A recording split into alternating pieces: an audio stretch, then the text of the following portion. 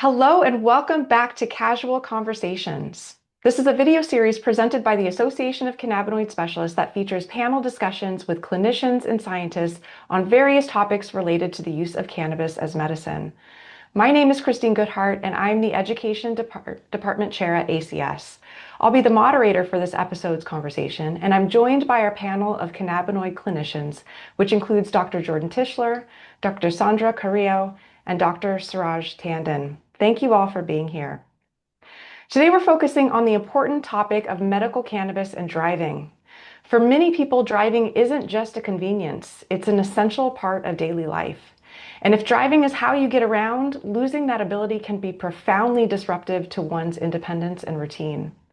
Now, the standard messaging around cannabis and driving is pretty clear. Basically, don't do it.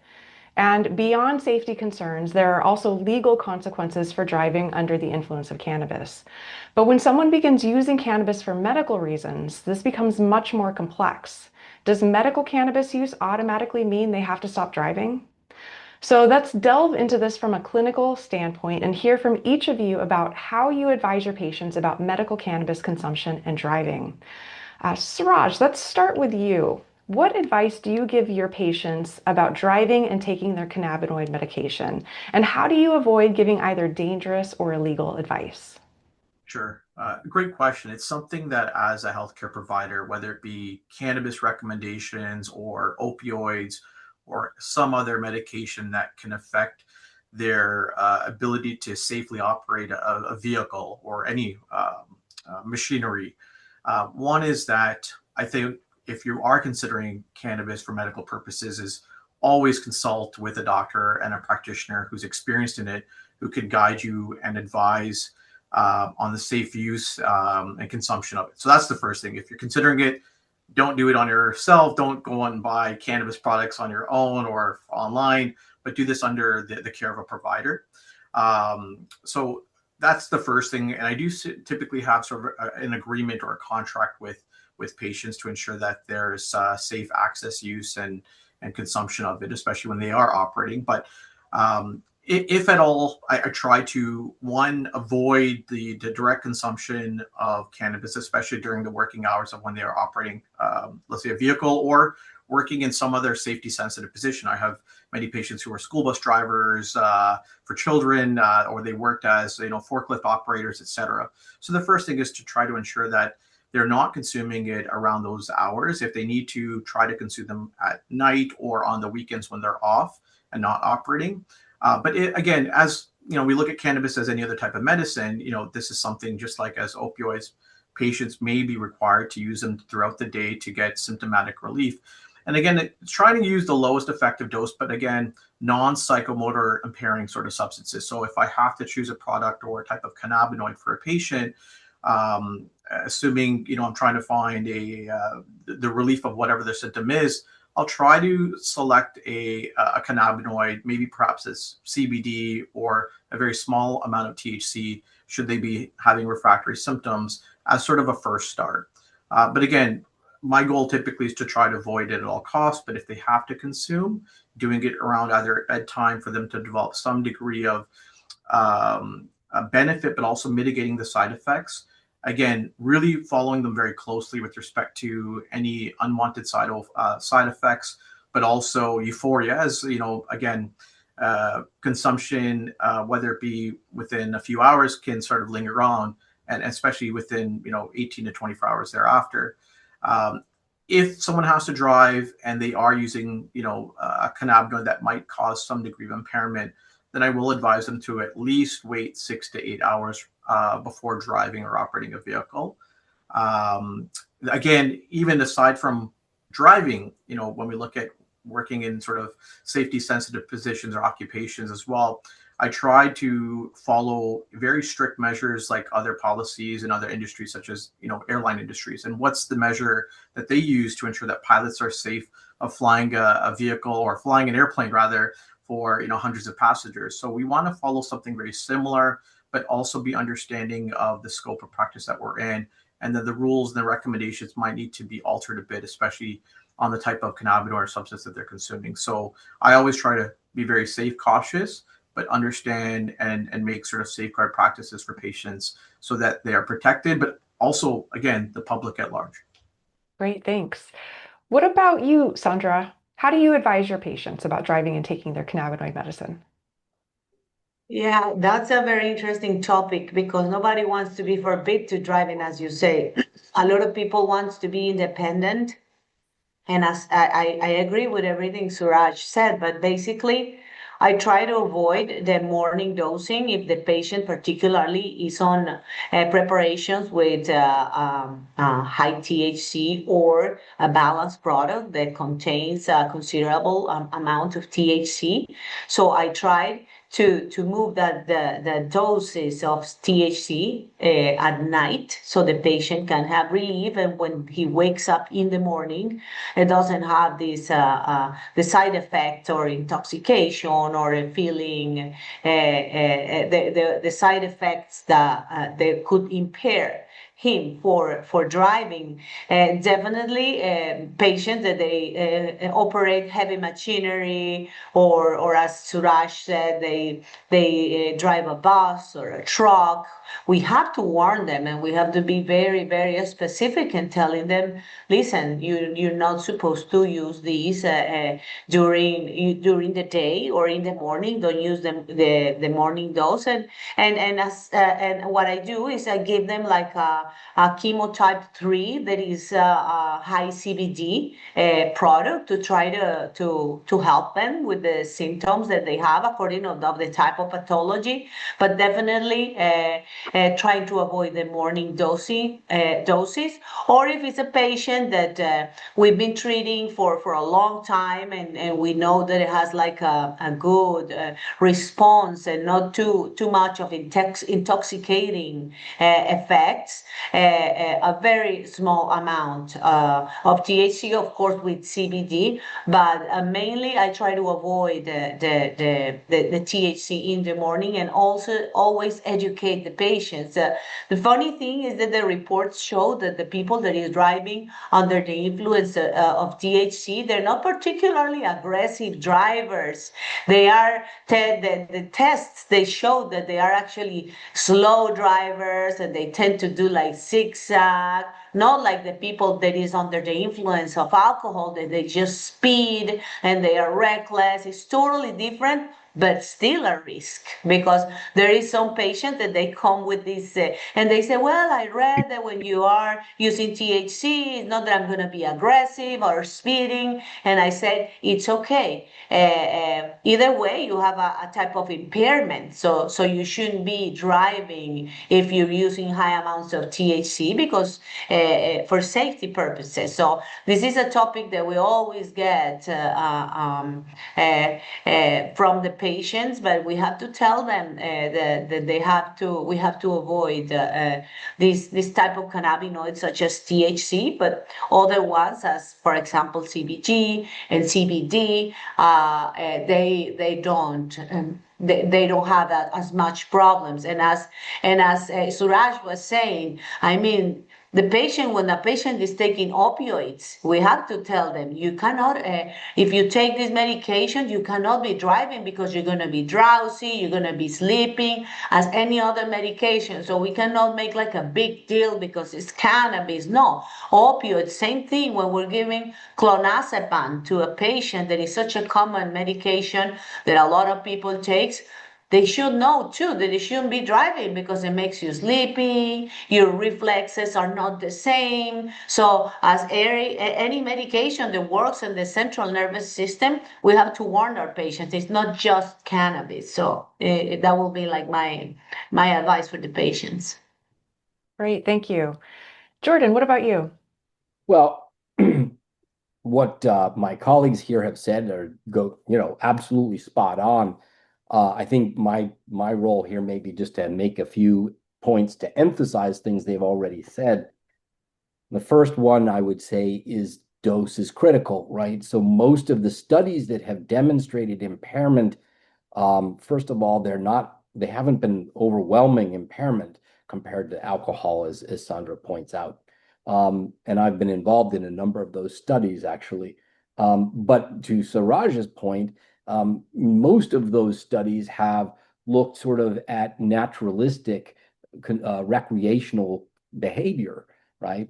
And so these people may very well be imbibing, many tens to hundreds of milligrams of THC, whereas we may be prescribing to our patients somewhere between 5 and 10 milligrams of THC. And so the expected level of impairment for those patients is just not going to be in the same ballpark with the studied subjects. Another point that I make to my patients is, look, like if you get up in the morning and your pain is so bad that you think you should take your cannabis, you probably shouldn't be driving anyhow, right? Because the pain is impairing you. So take the cannabis and don't drive, or get somebody to take you, or stay home and wait till you feel better, and hopefully the cannabis helps you get there sooner. So that's sort of another point I would make. A third point is that when people start on the cannabinoid medication, they will typically have a much more brisk reaction to the THC. We could call it a side effect. And that over time, that lessens, right? People get used to the sensation, and also there's probably some physiologic habituation, which up to a certain level is a good thing, and beyond that is not a good thing. The point being is that what somebody experiences on day one and what they experience on day 30 or day 60 is probably fairly different, both in terms of their subjective experience and objective risk as a driver. I tell people, look, go at this very slowly, take time, and know that a month or so down the line, you're going to be less impaired than you feel initially, and you'll be able to gain some insight into what you're capable of doing or not doing. And then just to kind of echo Sandra's point is that we have kind of a weird double standard, right? That we give people benzodiazepines, we give people opioids, and in theory, we warn them, but we don't take their licenses away, right? We don't say you absolutely mustn't ever. And so this, the more nuanced approach of saying this is a risk and you're going to have to feel out what you're capable of and what you're not capable of is important. And I would go so far as even to generalize this beyond other worrisome medications and say, if anybody has ever had a pneumonia or a urinary tract infection, you know how lousy you feel just from being sick, right? From having that infection. And that would make you a bad driver, right? But it doesn't stop people from driving. And if you've ever been on an antibiotic for any of those other conditions, you know that even the antibiotics can make you feel lousy and fuzzy-headed and sleepy and such. And so we don't tell people, here's your antibiotic, for amoxicillin. Don't drive for the next 10 days while you're on it. Maybe we should be doing that, but we generally don't. And so we have a sort of cultural taboo here that leads to a double standard. If we want to say nobody should drive who isn't 100% of the best they can be at any given moment, frankly, we're going to take, 30 or 40% of the drivers off the road immediately. And that's just not realistic. We know people out there with URIs or UTIs who are driving and they're doing the best they can. And generally speaking, we also know that they're not causing major traffic wrecks. So we have to kind of pare back, I think, a little bit of the strictness of the sort of law and order approach here and be much more realistic about the human side of things so that we're getting our patients the best treatment. It's understood in the context of broader treatment and, provides safety along with compassion. To add to Jordan's and Sandra's, I think, you made a wonderful comment about maybe as a society, we may need to sort of back off a little bit in terms of the strictness towards cannabis and driving. However, I think historically it stems from the fact that cannabis, at least in many parts of the world, or North America at least, looked at cannabis as a recreational substance, similarly like as alcohol. And so we don't prescribe alcohol for patients. And so alcohol and driving is a big no-no. The aggressiveness, I think, similarly follows with respect to cannabis. However, we recognize now that it does have profound medical benefits. But again, I think that culture and that stigma is slowly changing over time, and that requires education amongst the entire landscape.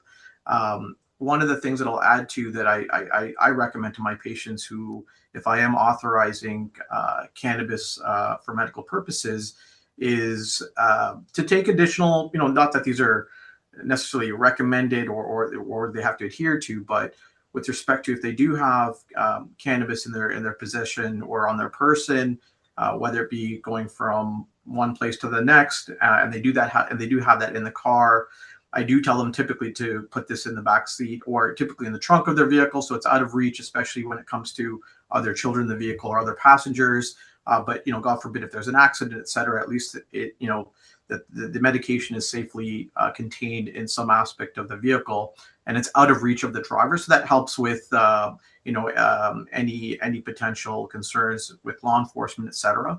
Two, I think again, if you're going to use cannabis, be under the care of a provider. If they can provide you with some sort of certification, a license, a document, or a medical document, it may help from a legal perspective as well, especially if you have that in your glove box or in your wallet or purse. Having that is sort of an additional layer of support that can sort of protect you, especially, again, if there is, let's say, a cannabis-related side effect that leads to, at least to you being impaired or some sort of collision or accident. So it does protect you in that sense, especially when law enforcement or EMS are coming on scene and then they recognize, okay, you're under the care of a provider.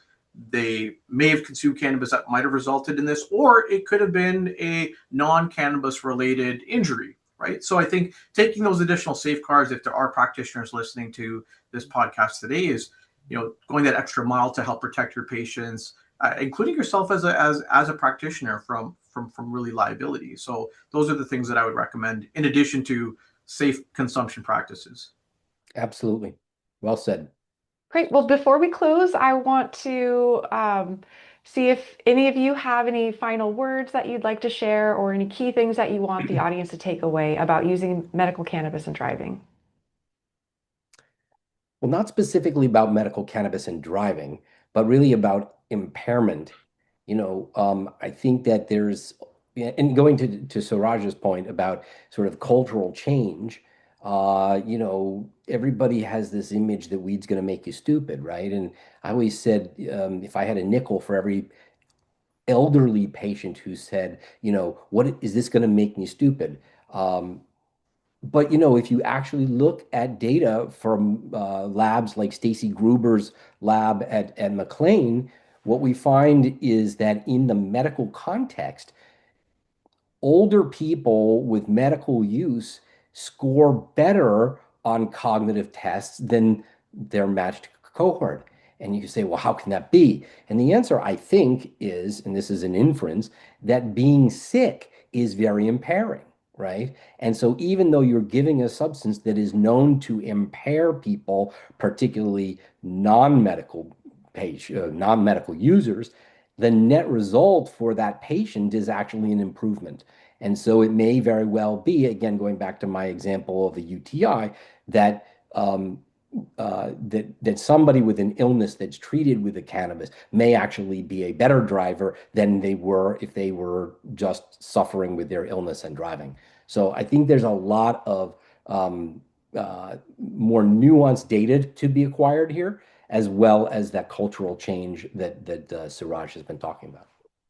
Definitely never self-medicate, because that will be the root of the first mistake and the problems.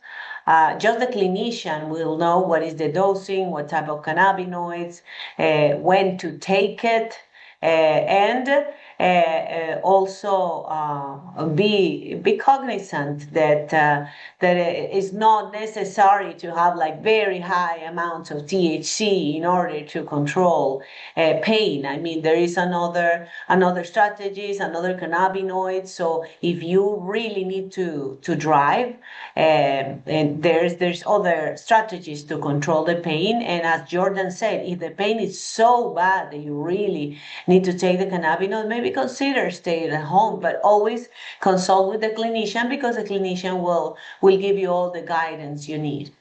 I'm not sponsored by Uber, but I'll say if you cannot, if you don't need to drive, take an Uber, get a taxi, take a rickshaw, take public transportation, or ask one of your friends or neighbors to take you. But That was a good one. It comes up a lot with my cancer patients, right? They have to get in for their chemo. There are lots of ways to handle this.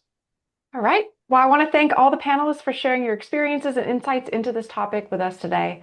And for those of you watching, I want to thank you for taking the time to listen to this conversation.